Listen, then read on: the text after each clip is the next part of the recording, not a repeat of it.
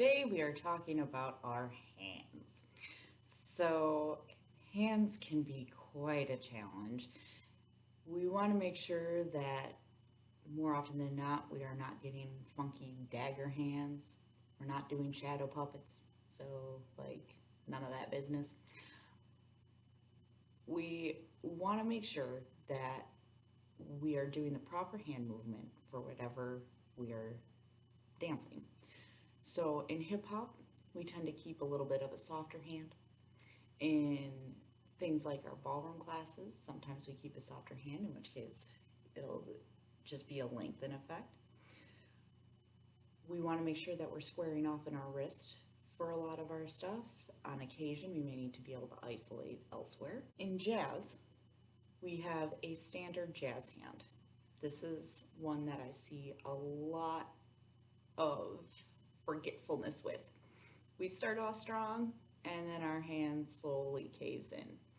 And we need to make sure that we're lengthening out of all of our fingers and really breaking down each of the joints in our fingers and pulling out of them instead of letting them sink in. You also want to make sure though that your fingers aren't going backwards on you. We can also make a fist. This is another common one, especially used in hip hop and jazz. We can practice wrist circles, in which case then we have more of a fan and you're able to isolate circular fashions. When we talk about some of our ballet hand positions now, there are differences depending on what you're studying. So in the Italian method, the position at the bar is more curved. This is to ensure that your fingers are going to stay in a curved position once they're released. So the bar work is traditionally held in a little bit tighter positioning. When we go out for our adagio and our allegro, we can lengthen our fingers. And when we do our arabesque, then that just turns. Another common practice for your fingers would be your thumb to the middle finger at its base. And some instructors ask that you keep that position for pretty much everything, and then it just changes as you go. One of the ways to get there would be if you pinch your middle finger, like you're picking up a handkerchief and letting it drop, and you let the thumb slide back in. The thumb in this case is hidden. Most of ballet, we hide our thumbs. There's not many scenarios where the thumb would be allowed to stick out. For younger dancers and our newer dancers, I will even ask if they just tuck their thumb in for starters. So it's almost like a mitten. And this is just to teach the thumb that it needs to go into hiding. And so we start off a little more rigid and our fingers are just more lengthened in that case. And we upgrade our hands as we go. We teach all the different types of positions that you can do. And again, these are just a few of the little examples for starters. When we are in jazz, this is not to be confused with some of the hand positions we do there, where sometimes the thumb can be tucked more to the side, be that downward facing or up.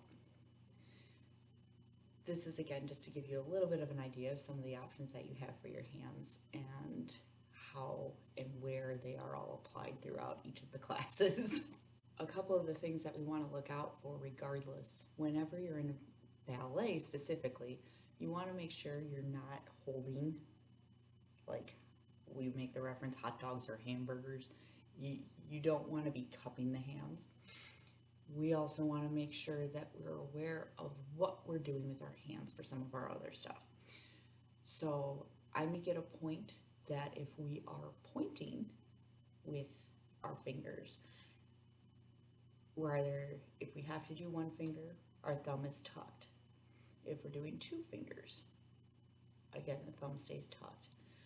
If we have a hard time practicing that, I will actually ask that we hug our thumb so that way it's not sticking out. Reason for this becomes if you're doing certain dances, and depending where you're located, you want to make sure that your hand gestures are appropriate, and sometimes we can give off other connotations. So even just pointing our fingers, sometimes we don't want to do that because it can be offensive to people. Another thing that we don't want to be doing is we don't want to be having like a gun hand when that's not appropriate. So there's little nuances like that that we want to be aware of and make sure that we're using our hand as is necessary for the movements that we are doing. Be sure to check back tomorrow because we are going to talk about our torso and our ribs. I will see you then.